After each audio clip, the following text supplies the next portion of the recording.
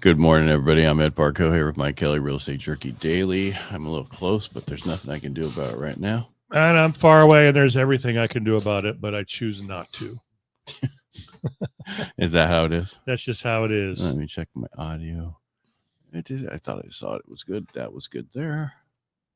Ouch. All right. What's the matter? Oh, Old age? Old age. Legs are burning. All right. So Rotary Day. What a great show today at the Rotary. No, not really. Nice lady. That's it. That's it. Yeah. little messed up. Let's put it this way. Definitely would not want to be married to that one. Oh, yeah. Too much drama. Drama. All right. Zillow and Redfin are facing yet another lawsuit related to their multifamily rent syndication deal. What's that? On Wednesday, attorneys, blah, blah, blah, identify. It's like the FTC suit. This lawsuit alleges that Zillow has no interest in continuing to compete with Redfin on its merits of its rental advertising offer. I don't know this whole thing. Executed an unlawful agreement to remove competition from this already highly concentrated market, starting with $100 million payment to Redfin to exit the internet listing service advertising market. So I guess Zillow paid Redfin to go away. And so the Redfin filed the lawsuit? No, the people filed the lawsuit against them. Five states. This complaint makes identical claims about Redfin agreeing to stop selling multifamily advertising, to terminate existing multifamily advertising contracts, and to terminate the transfer employees. Wow. Yeah. So basically Zillow said, we're going to give you $100 million. You just don't do this anymore because we want to have control over it. Well, yeah, we don't want to be competing.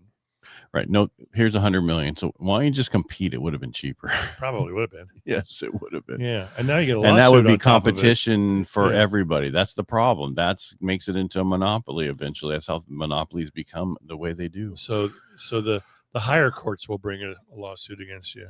Well, that's a lawsuit right now, 5 states, and we'll see where it goes. Yeah. But, I'm sure they didn't do right, but what are you going to do? We didn't used to sue so much. Yeah, well, we know we did. We just didn't hear about it constantly. Right. It was not in the news as much as it is now. Yeah. I don't know where the Dow is, but the bond rates are about 1 basis points worse today. The 10-year sitting at 4.10. The Dow is down 116 right now. Yeah, it all has to do with probably the government shutdown. The shuttage. Yeah, because the U.S. government is officially shut down. We know this, right? What happened yesterday? Impacts FEMA flood insurance. FEMA will still pay out claims, but will not issue new policies. So hopefully you don't need flood insurance. This affects about 1,400 properties per day in high-risk states like Louisiana, Florida, and Hawaii. This can disrupt transactions. This is how it affects us. Well, and I guess Arizona's like raining like crazy, and Vegas, so there's floods, right? Yeah, some sellers may transfer existing policies, and private alternatives like Neptune Insurance are available. I've never even heard of that one, but anyway. Loan programs affected. FHA and VA loans may face delays. USDA loans appear to be paused right now. IRS delays. Mortgage closings could be impacted by an IRS support service slowdown. So if you need to get, any tax documentation or any tax transcripts, any of that kind of stuff, you could be running into a problem. Gotcha. Yeah. Kind of, what are you going to do? Yeah. What are you going to do? Go take 3 weeks off, because that's how long they're saying this is going to do. New data, Fannie Mae and Pulsenomics. That's whoever came with that name, they made change. New data from the Q3 home price expectation survey, what is expecting what third quarter is going to be, is in, and the results are promising. The median expectation for appreciation in 2026 is 2.4%. Woo, through the roof. And over the next 5 years, we're looking at a 16% gain. Okay. So 5 years divided by 16, that's what, 3.12 or something. Yeah, without getting my calculator, I'll just say 3. That's good enough. Yeah. What that means is if buyers purchase the property at $500,000 today, they could roughly build $80,000 in equity over the next 5 years. That's the minimum you'll do in the next 5 years. Of course, local markets vary, of course, to this. Yeah, California will be different than the rest of the states. Redfin's economist Chin Zhao, I don't know how to say it. Zhao. Yeah. Who contributed to the viral chart showing 500,000 more sellers than buyers. Remember that chart that came out? And I was saying, he still expects appreciation of 1% annually through 2027, and then 2% after that. Well, that's not going to be anywhere close to the 80,000. Right. The 15. What was it? 16%. 16 and a third. No, it was 16% gain. You said it was 3 and a 1 or whatever. 3 and a third. Yeah, stop it. Of course, like I said. So also, I'm sorry, that was a female. I was totally wrong. Oh, her bearish supply demand chart were completely accurate. We'd be expecting declines, not appreciation. Her forecast adds more weight to the bullish outlook. Bottom line, everybody has a forecast, and they're usually like, well, anyway, I won't say the rest of that. One of them might be right. Yeah. Well, I mean, everybody, you know what? It's going to go up. It's going to go down. I have a 50% chance of being right or wrong. Yeah. Just take it. It's going to appreciate more than 1%. Oh, or maybe it's not. Yeah. There's Challenger Gray and Christmas report. Never heard it was a Christmas report. Challenger job cut report is what I know of. But I'll talk about that over here. So here we go. The Challenger job cut report, which counts corporate layoffs based on mass layoff data from state departments of labor, show that there were 54,064 layoffs in September, down from 85,979 cuts in the previous month. Huh. Yeah. Well, there's no more to cut. Isn't today Thursday? Today is Thursday. Oh, continuing jobless claims didn't come out today. Oh, because the government's shut down. Probably. Yeah. So, that it does. The BLS will be delayed. That's Friday, right? The Bureau of Labor Statistics. Yeah, that's supposed to be Friday, and that's not going to be coming out because it's delayed because the government's closed down. Ain't nobody working on it. I don't think it's that much of a valuable report that they'd have to pay somebody not to be there. Right. They don't get paid when they're there.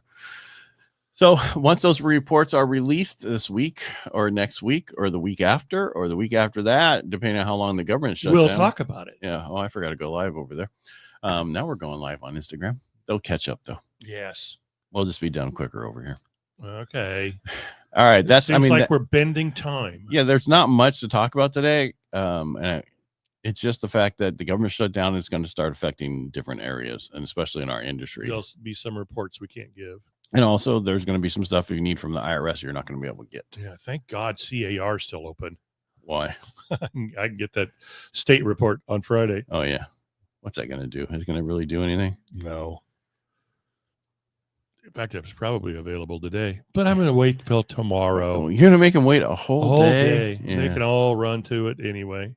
Yeah. All the realtors, the 4 realtors that listen to us. There's more than that, but nice try. I know. All right, everybody, make it a great day. I'm done. Fun Thursday. Yeah. I mean, I'm slammed today. I got to go back through a bunch of people's stuff. They want to know, should they do that? I have a guy who's making bi-monthly payments, and he wants to know if going to a 15-year makes sense. And first of all, I would say yes, but I'm going to run the numbers and do everything and send it to him because it makes sense. Usually bi-monthly is a 20-year difference. If you have a 30-year loan, it's going to take you down to 21 years on average. If you do a 15-year loan, it takes you down to a 15-year loan. And the jokes keep coming. Well, I mean, that's easy, but the question is with costs. Well, he was quoted something by somebody that was way higher than what I was, and I was much lower than them. So So his APR was super high. Not super high, but it was higher than it needed to be. Oh, that's the crime fighting criminal, or the criminal fighting superhero. I'll be. You can call me super high. Oh. All right. Anything from you? Anything else going out there with the rates, or with the housing? Did you sell your place on Brady? I have not sold the place on Brady. We're having a conversation today. They have a piece of property earmarked for their replacement, and I think we'll see how the conversation goes today. Yeah, you can't talk about it. No. I just don't know which direction they really want to go, and we'll figure it out. But I got a call from the listing agent of their earmarked property who says the seller is open to an offer and will even consider a contingency. Oh, so before they didn't want a contingency. Well, they wanted to get moving, and the seller that they're looking at has already purchased a property, and basically they're probably halfway there. They've closed escrow. They could be moving there in a minute, heartbeat, if they wanted, and leave the house vacant. So anyway, we shall see. Maybe we can do it today. Sorry, I'm just replying back to my daughter. How's she doing? She's doing fine. She told me she loved me and have a great day. So I thought I'd tell her back. Well, that's nice. Yeah. Yeah. You know, you gotta get back to those so they come back again. Yes. And get back to them right away. Yeah. Not like they do. No, right? no. That's different. Yeah. They're They're busy. They're way busier than we are. All right. And they have fewer hours in the day than we do. Yeah, because they sleep longer. Yeah. All right. That's all I have. Great day. See everybody tomorrow. Thursday. Yes, it's a great day. Get out there and hopefully it rains on you. Well, and if you have a Traeger that's sitting out uncovered, drag it underneath the porch or put your cover on it. Because you don't want that stuff to expand. It ruins what stuff those expand? The pellets. Well, did you have the thing open? Because if it's closed, They suck moisture. No, out of the air. No, it. No, they don't. They suck it out of the air. Dude, I've never had a problem with my Traeger out in the elements. Even though I cover the one at my cabin up, that's the one I was more worried about because it's always wet and snowy and whatever. It never had an issue. Wow, I did. Yeah, well, don't leave the cover open. I never do. Yeah, okay. Don't leave it open a little bit. You got a little nugget in there that you couldn't close the lid all the way. No, it closed. It was closed tight. Mm-hmm. All right, guys. All right, make it a great day. We'll talk to you tomorrow. Bye.